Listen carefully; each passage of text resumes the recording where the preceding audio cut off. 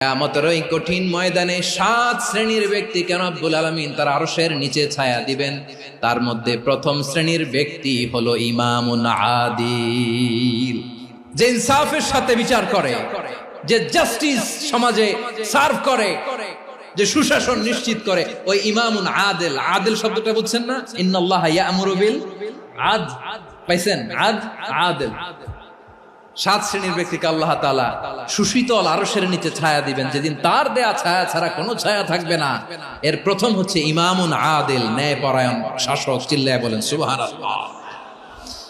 আবার বিশ্বনবী বললেন, ইন্নাল মুকসিতিনা ইনদাল্লাহি আলা মানাবিরা মিন নূর আন ইয়ামিনির রহমান। কিয়ামতের দিন যারা ন্যায় পরায়ণ হিসেবে আল্লাহর সামনে দাঁড়াবে, কিয়ামতের দিন রব্বুল আলামিন তার আরশের ডান দিকে ওই ন্যায় পরায়ণ লোকদের জন্য আরশের ডান দিকে একটা নূরের